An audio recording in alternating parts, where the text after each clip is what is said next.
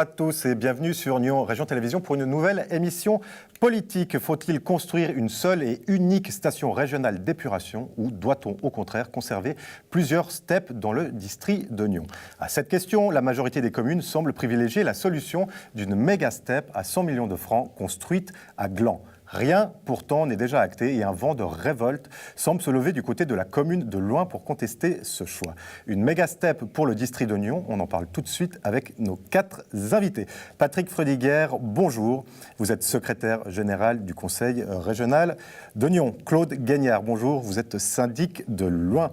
Yves Raymond, bonjour, vous êtes président de l'APEC que je vais énumérer, Association intercommunale pour l'épuration des eaux usées de la côte. Et enfin, Roxane Faro, bonjour, vous êtes municipale de l'environnement à Nyon. Alors, une grande step régionale pour le district, on en parle tout de suite après cette petite vidéo récapitulative. Depuis 2015 et une révision de l'ordonnance fédérale sur la protection des eaux, les collectivités publiques partent à la chasse aux micropolluants. Pour ce faire, le district de Nyon envisage la construction d'une méga step régionale qui remplacerait celle de Gingin, de la d'Ulive à Gland, de la Sagnon et enfin la steppe de Prangin. Cette nouvelle construction pourrait ainsi traiter les eaux de 110 000 habitants et 30 communes. Un problème existe pourtant, l'emplacement. La parcelle retenue par les communes au chemin du Lavasson de Gland, en bordure d'autoroute, ne convient pas aux habitants de Loing, village limitrophe. La construction se ferait trop proche des premières habitations.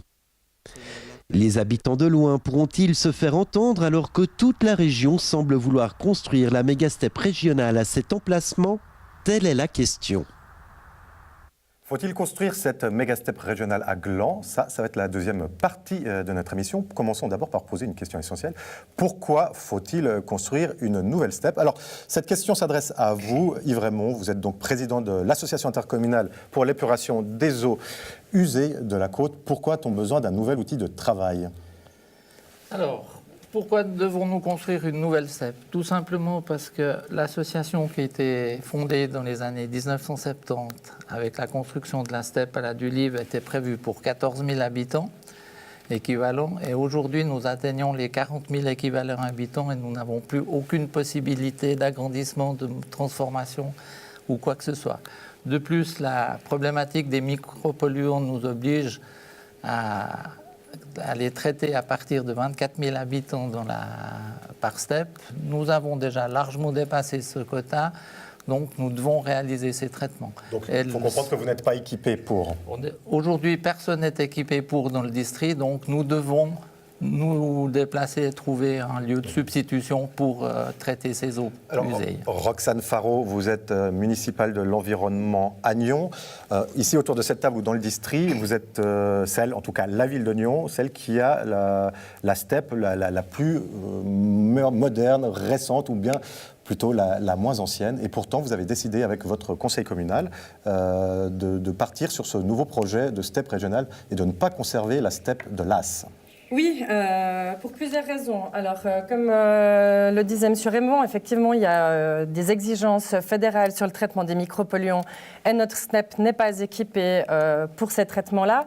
Ensuite, il y a une exigence cantonale. Aujourd'hui, le canton de Vaud est le canton à posséder le plus de micro-STEP. Je veux dire, on a 163 stations d'épuration dans notre canton et il y a vraiment une volonté cantonale de passer à une régionalisation de l'épuration des eaux.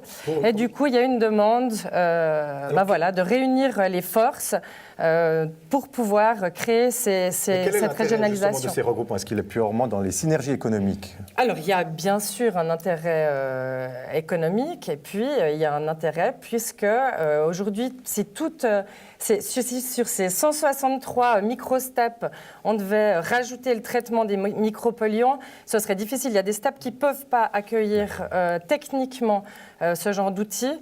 Donc voilà, il y a cette volonté de travailler tous ensemble pour arriver à un projet qui se tienne, tant au niveau de l'environnement qu'économiquement.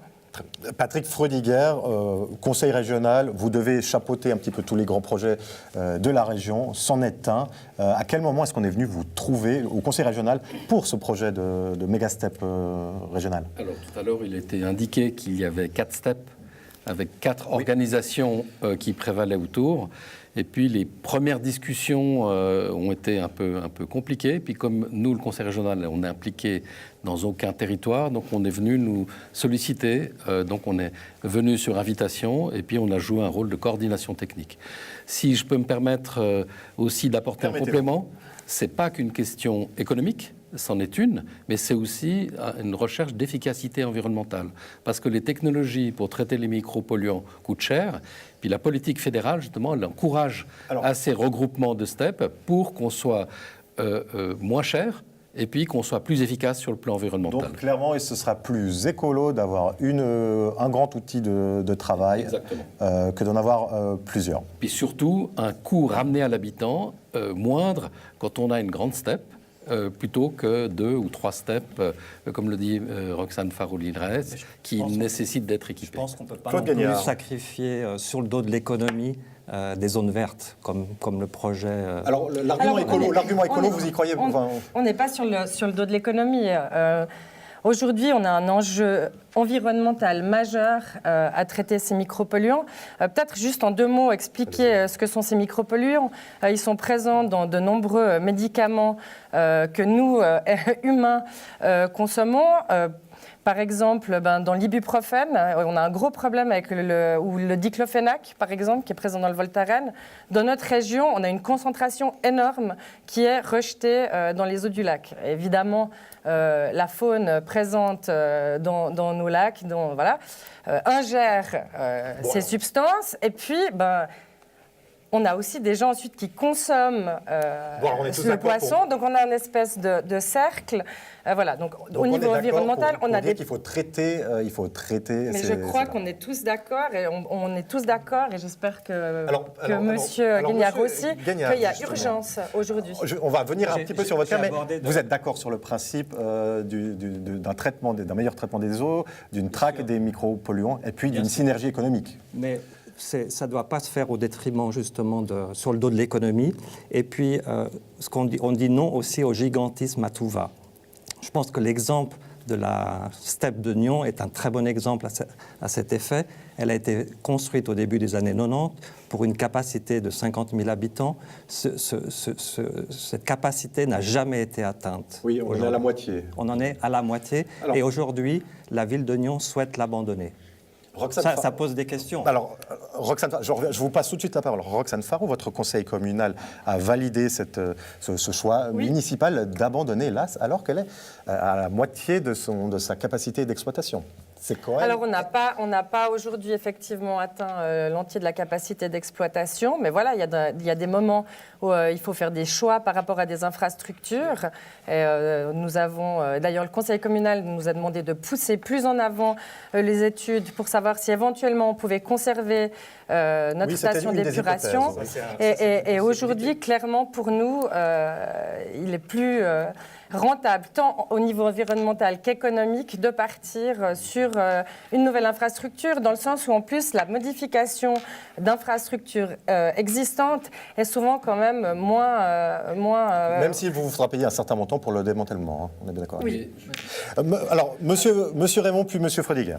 Alors, pourquoi nous, de toute façon, nous avons l'obligation de déménager. Dans notre PGI, disons, le plan d'évacuation des eaux intercommunales, on l'avait déjà mentionné il y a 7-8 ans en arrière, quand on a établi ce PGI, notre déménagement, et on avait ciblé les terrains au bord de l'autoroute pour des questions d'altimétrie par rapport à la problématique de Rive et l'As. Donc vous devez partir de la Dulive. Nous, on doit quitter la Dulive. Absolument. Et la localisation, si on veut bien, de la parcelle qui a été retenue aujourd'hui, cette localisation nous permet de repousser l'eau sur une 40aine de mètres d'altitude, contrairement à Nyon, où ils sont aux environs de 110 mètres. La localisation, si je peux me permettre de m'exprimer, visiblement, le choix du Lavasson a été fait... je dirais plutôt la parcelle du Lavasson a été négociée avec le propriétaire. On a l'impression que le projet s'est construit sur ce site après. Alors, non, monsieur Frödiger, d'abord. Je me permets de revenir un peu sur la question de l'environnement que vous avez à juste titre en fait souligné, monsieur Gagnard. C'est là que je crois qu'on est aussi dans un cadre légal. et qui va exiger qu'on ait une évaluation environnementale rigoureuse. C'est-à-dire que si on doit consommer de la terre agricole, parce que c'est de la terre agricole, quel que soit le site que l'on va choisir, eh ben, on a des exigences légales qui nous obligeront à faire l'évaluation environnementale qui nous indiquera quel est le meilleur choix en fait, qu'il faudra faire. Donc de ce point de vue-là, bien sûr, mais c'est donc des mesures de protection pour les populations qui sont autour. Tout à fait, mais attendez, il y a d'abord... C'est important parce que c'est vraiment ce qui se passe aujourd'hui, les habitants qui se mobilisent. Et là, j'aimerais le dire aussi, ça dépasse les frontières de notre commune. On a dans le groupe des opposants qui est en train de se mettre en place des habitants de Gland qui se sentent très très concernés. Monsieur Guignard, les opposants, on a été les rencontrer, du moins on a rencontré Jean-Marc Sordet, on va le diffuser tout de suite, un petit peu après. On en reparle très rapidement. Moi, j'ai quand même une question, vue de l'extérieur, on a l'impression d'un double discours. L'APEC de votre côté, ou enfin, disons les collectivités publiques, parce que quand on lit le préavis nyonnais, le choix du Lavasson, il fait plus aucun doute. Et puis, on a l'impression que quand vous parlez à la commune de Loing qui proteste, que non, finalement, le choix pourrait peut-être être autrement. Alors, je vais peut-être juste répondre, puisque vous parlez du préavis nyonnais. Le préavis nyonnais, alors on a appelé les deux projets AS 45, Lavasson 45, mais c'est parce que c'était un des sites qui était à l'étude, donc il fallait lui donner un nom. Mais pour l'instant, et en tout cas, la commune de Nyon n'étant pas commune territoriale ni à recevoir cette infrastructure... Mais vous êtes quand même parti sur le fait que là, allait être abandonné et puis que vous partiez sur un projet au Lavasson. Comme je vous l'ai dit tout à l'heure, nous partons sur un projet de régionalisation de l'épuration. Comme je l'ai expliqué en introduction, il y a une véritable volonté cantonale de passer à 16 stations d'épuration sur notre canton au lieu de 163. Donc effectivement, nous partons et nous avons fait le choix de partir sur un projet régional. Monsieur Frediger, oui. Il est important de préciser que quand cette question s'est posée d'évaluer s'il fallait faire une step, deux steps, donc on a fait d'abord une étude préliminaire comparative sur une quinzaine de sites entre l'extrémité du territoire de l'agglomération de Nyon et puis l'extrémité du territoire de l'agglomération de Gland. Ce sont des études préliminaires et puis on a comparé ça sur le plan coût-efficacité par rapport à des choix de sites parce que, à juste titre, en fait, dans le questionnement des habitants de Loing, dire mais pourquoi est-ce qu'on ne met pas ça pile poil au milieu de Nyon et Gland? On évalue ces questions-là, c'est-à-dire il faut aussi savoir qu'on a des exutoires pour évacuer les eaux, qu'on doit penser aussi quel est le réseau qu'il faut mettre en place et puis ça a des coûts. Je termine. On travaille sur ce projet. Je termine si je peux me permettre. Si je veux juste terminer. Ensuite, et puis, simplement, je renchéris dans les propos de Mme Faro-Linares en indiquant que pour la commodité, on a comparé un ou deux sites. C'est pour ça qu'on a appelé ça Lavasson 45 et AS 45. Et puis c'est vrai que Lavasson 45, l'association a pris contact avec le propriétaire. Elle a aussi mis en évidence que sur le plan foncier, ça serait quelque chose de faisable. Et puis quand vous nous avez approchés, vous avez proposé d'autres sites. On a dit qu'on allait les intégrer parce que dans la procédure d'aménagement du territoire, avec les nouvelles exigences de la LAT, on va devoir reprendre le dossier de la relocalisation et on va pouvoir intégrer les sites alternatifs que vous nous avez proposés. Ces sites alternatifs, M. Guignard, ce sont lesquels? Parce qu'a priori, on ne les connaît pas tous. Alors, il y a un des sites qui se trouve sur la commune de Dully, un peu au sud du site du Lavasson. Il y a un deuxième site qui se trouve sur la commune de Gland, plus à l'ouest par rapport au territoire communal. Et puis un autre site dans une zone qui est destinée, une zone artisanale, qui est actuellement en discussion au Vernet, au sein du conseil régional. Au Vernet, pardon, vous pouvez la situer dans quel village? Je suis désolé. Commune de Bursin. Vernet à Mais Bursin. c'est tous des communes limitrophes de notre territoire. Mais j'aimerais quand même préciser que ces sites ont été proposés lors de la réunion du mois de septembre. Et puis depuis, on a aussi appris que Nyon avait décidé de rejoindre le projet d'une step unique régionale. Vous avez l'impression qu'on vous fait un double discours? On nous fait, disons, un discours qui sème les doutes. D'accord. Monsieur Yves Raymond, qu'en est-il? Est-ce que ce choix du Lavasson est arrêté ou pas du tout? Est-ce qu'on peut dire, oui, vous avez vraiment encore étudié d'autres sites et il n'est pas impossible que ce soit ailleurs? Alors, le choix du site du Lavasson était le site retenu après l'étude des multisites qu'on nous a proposés. Et il est vrai que nous avons rencontré en premier lieu quand même le propriétaire foncier pour l'approcher, parce qu'il devra quitter le jour Oui, d'ailleurs, ça où passera on par peut le un faire. plan partiel d'affectation que la commune de Tant Gland que le doit établir. Tant que le PPA n'a pas été établi, mais là, c'est plutôt le travail avec le conseil régional, Et de la avec ville de Gland. la ville de Gland et des services de l'État. Ce site, nous l'avons retenu parce qu'il était, dont la surface était d'un seul tenant, un seul propriétaire, et qui était d'accord de procéder à un échange. Du reste, la ville de Gland a signé une promesse d'échange sur 10 ans. Rien n'est encore formellement engagé financièrement. Et on lui a proposé, la ville de Gland lui a proposé un site pas bien loin de son exploitation actuelle, et qui est aussi d'un seul tenant. Donc pour lui, dans cette forme-là, il était d'accord de procéder à un échange.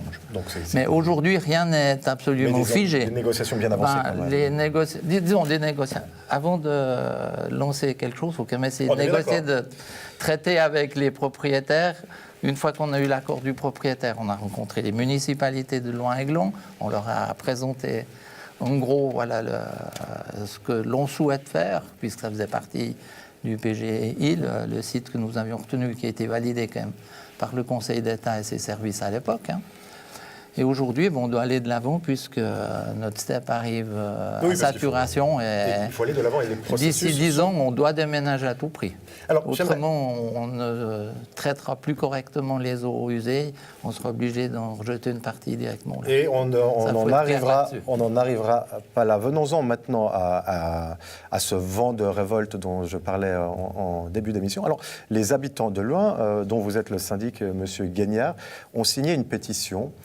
Et ce qu'on ne comprend pas nécessairement, c'est qu'est-ce qui vous embête. Vos premières habitations sont à 700 mètres du potentiel site de construction de cette STEP régionale. Il y a quand même l'autoroute qui se met entre les deux, donc la notion de bruit, on ne l'aura peut-être pas. Est-ce que c'est quoi? C'est l'odeur? C'est le paysage? Qu'est-ce qui embête? Ou alors c'est le principe? Alors, on a évoqué tout à l'heure le principe. Effectivement, ce projet a avancé d'une manière cachée depuis le départ. Ça, je pense qu'on est tous unanimes pour le dire. Que vous n'êtes pas d'accord avec le terme caché. Non, mais c'est-à-dire qu'on est très en amont. On n'est pas encore, si vous préférez. Mais le résultat, il est là. Non, c'est-à-dire que peut-être, si je peux me permettre, allez-y, rectifiez vite. Si vous voulez, on a 30 communes. Il y a 2 associations de communes, l'APEC, AEB, la ville de Nyon, la commune de Prangin et les 2 communes de Chaiseray et Gingin. On a mis en place avec cet ensemble de partenaires un comité de pilotage.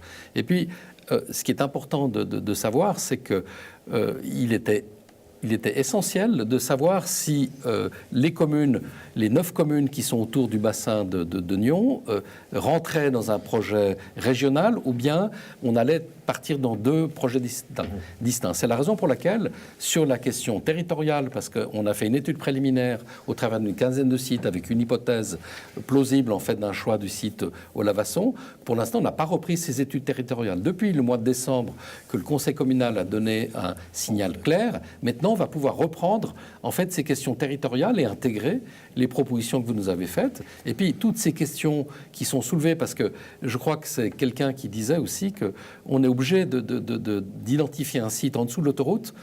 Puis malheureusement, c'est là où on a la plus forte densité de population. Puis c'est très difficile de trouver un site qui n'ait pas un impact à 700 mètres auprès d'habitants. Donc on évaluera ces différents sites pour consolider un choix et on le fera avec les communes territoriales concernées ou voire même les communes d'un cercle secondaire qui potentiellement seront concernées. Mais c'est des études qu'on va reprendre. Pas caché, discret, pas caché. De toute façon, avant de proposer un dossier, je pense qu'il faut quand même aller chercher des informations. Il était essentiel aussi je pense que nous avons déjà déposé un préavis il y a maintenant plus de 18 mois au conseil communal. Les préavis sont publics. Enfin, j'ai pas l'impression qu'il y ait la moindre envie de cacher la moindre chose. Il y a plutôt une envie d'informer sur ce projet. Cacher. Mais alors, qu'est-ce qui vous embête malgré tout? Moi, je reste sur mon point de vue. Ce dossier a avancé d'une façon cachée depuis le départ. En tous les cas, par rapport à la population, il n'y a eu absolument aucune communication à la population. Et ça, il faut quand même le préciser.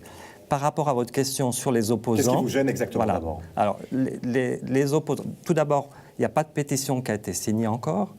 il y a un groupe de citoyens qui se réunit, qui se met en place, qui a décidé dans les prochaines semaines de communiquer à la population.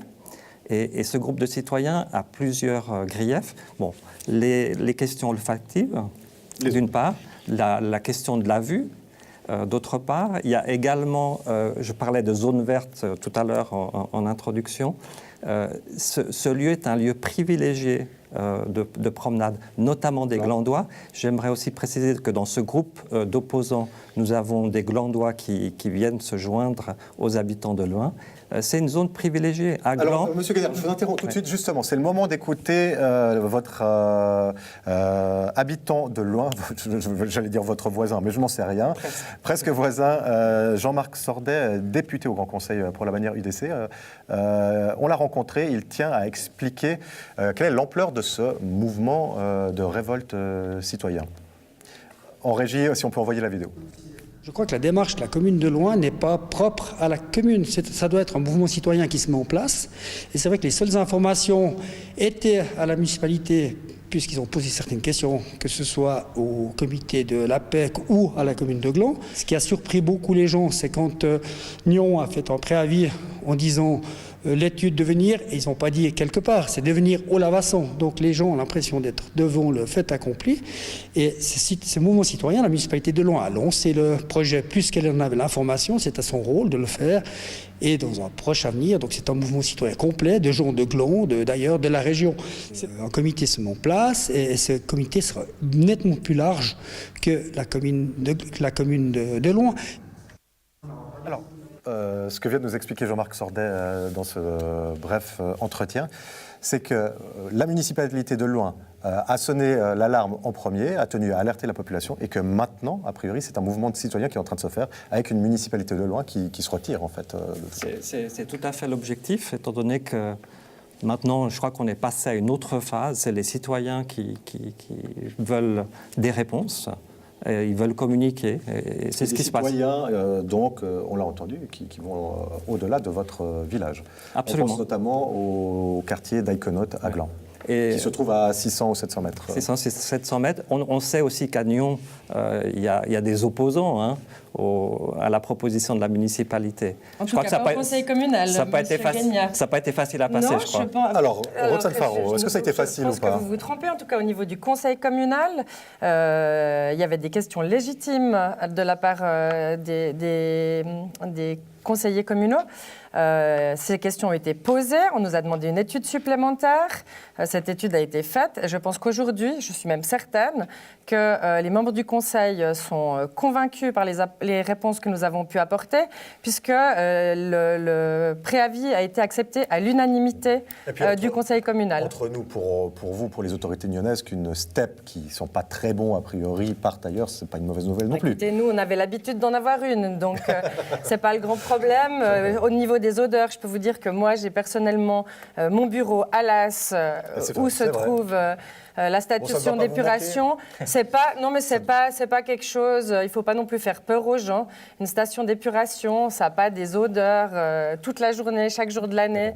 C'est pas une catastrophe. Donc voilà. Mais pour revenir, en tout cas, au Conseil communal de Nyon, je pense qu'il y a une belle solidarité de la part du Conseil, et surtout il y a une envie de la part des politiques de faire avancer au niveau de l'environnement un projet qui est très important. Aujourd'hui, au niveau environnemental, on connaît les problèmes que créent ces micropolluants. Je pense qu'on a un réel problème aussi de santé publique. Et puis peut-être juste rappeler qu'aujourd'hui, toutes les communes ne payent pas simplement de taxes tant qu'elles ne traitent pas ces micropolluants. Pour Nyon, il s'agit à peu près d'un $250 000 par année. C'est-à-dire des pénalités, c'est ce que vous voulez dire. On a des pénalités, mais ce $250 000 que nous versons et toutes les autres communes, pas des pénalités, c'est des taxes. On va vite encore faire. Mais j'aimerais juste on va vite, Roxane Faro, terminer vite. Qu'aujourd'hui, on a aussi la chance, si on rentre dans une régionalisation, de pouvoir obtenir des aides tant de la Confédération que du canton, et que je pense que voilà, alors, on peut pas se permettre bien que ces 100 millions de francs seront financés d'une manière ou d'une autre par le canton et la Confédération. En tout cas, on fait un dernier tour de table encore. Patrick Freudiger. Maintenant, je veux dire, les choses vont sans doute changer parce que maintenant, les 30 communes ont envie de partir dans une direction, et puis donc il y a une organisation à mettre en place, il y a une réflexion sur la gouvernance, il y a un dossier territorial, il y a un dossier technique et financier. Et je pense que c'est plutôt bien qu'il y ait en fait des mouvements de réaction ou de préoccupation au niveau de la population, parce que finalement, on devra nécessairement prendre en considération toutes les questions qui sont soulevées. Ouais. Et puis, donc, ça veut dire aussi qu'ils sont des questions légitimes, parce que si ça ne se passe pas ici, le site ou ailleurs, de toute façon, on aura la nécessité en fait de dialoguer pour que ce projet soit admis. Il y aura des résistances, c'est évident. Et puis la seule chose que je peux vous dire, vous disiez sous le regard taquin que Nyon voulait se débarrasser de ça, je peux vous assurer que il y a une discussion extrêmement sereine sur le plan technique et politique où on remarque qu'il y a un souci de trouver la meilleure solution. Patrick Frediger, une dernière question. Est-ce que vous allez pouvoir vous entendre tous ? Écoutez, je suis de nature optimiste, mais là, il me semble qu'il y a une bonne dynamique et puis il y a une volonté aussi de rechercher des solutions, mais pas de l'imposer. D'accord. Et ça, c'est aussi pour rassurer la population. Claude Gagnard, est-ce que le temps de la suspicion est passé ? Écoutez, je suis content d'entendre que rien n'est figé, que tout est ouvert. C'est une bonne nouvelle. Il y a un point qui me semble aussi important, qui n'a pas été abordé, c'est de dire le choix du site, il doit aussi correspondre là où il y a la population, principalement. On n'a pas parlé d'un point qui me semble important, c'est le projet de RDU. Et ce projet de RDU, il va faire se développer des nouveaux quartiers importants, une population importante, peut-être Nyon, Prangin, Aisin, et là on doit aussi répondre à ça. On ne va pas pouvoir évoquer... C'est pas dans nos villages qu'on va mais il est vrai qu'il va grandir. Il faut quand même rappeler qu'une station à Gland, qui est quand même une ville de 13 000 habitants, il y a une densité. Enfin, c'est pas je pense que la balance totalement... elle est plutôt de l'autre côté. Un dernier mot. Est-ce que vous allez pouvoir vous entendre, Yves Raymond, avec les communes et avec les opposants? On devra s'entendre parce que de toute façon, on a une obligation légale de traiter ces eaux. Alors, quel que soit le mécontentement des uns ou des autres, je ne vais pas reprendre l'exemple de la France dans leur décision sur l'aéroport sur les Zadis. Non, on ne va pas parler de ça non plus. Non, mais il faut conclure. Où le Premier ministre a dit il y aura des mécontents, il y aura des gens satisfaits. Malheureusement, on a une obligation à réaliser et il faudra bien les convaincre pour ceci que ce soit. Il faudra trouver les bons arguments, mais on devra faire quelque chose. Et quand on parle de méga-step, on n'a encore pas pensé éventuellement que les gens de l'Est, par exemple la steppe de Rolle, à la limite, auraient peut-être pu aussi venir chez nous. Mais à un moment donné. On va encore faire une boutade, mais on ne sait pas encore s'ils sont dans le district de Nyon. On sent qu'ils hésitent encore un peu pour tout. Non, mais Roxane, ça n'a rien à voir. Faro, un mot. Désolé, ça n'engage que moi. Roxane Faro, le mot de la fin, on l'a compris, il faut aller de l'avant pour lutter contre ces micro-polluants. Il faut une steppe régionale. Alors oui, effectivement, moi je suis convaincue de la régionalisation de l'épuration. Je souhaite vraiment qu'on arrive à trouver le meilleur lieu. Et vraiment, on a un enjeu qui est très très important. Le traitement de ces micropolluants. Je pense qu'on a tous des enfants, des petits-enfants, et on a envie pour eux d'un monde sans micropolluants. Un futur meilleur. Merci à tous d'avoir participé. Ça ne va pas se faire en 2 jours, on aura l'occasion d'en reparler. Merci Claude Gagnard. Merci de votre accueil. Bonjour à vos habitants qui s'organisent, aux habitants d'Aïkenot, quartier que je connais un petit peu. Merci à vous aussi. On se retrouve la semaine prochaine pour une nouvelle émission politique. Bon week-end à tous. Salut.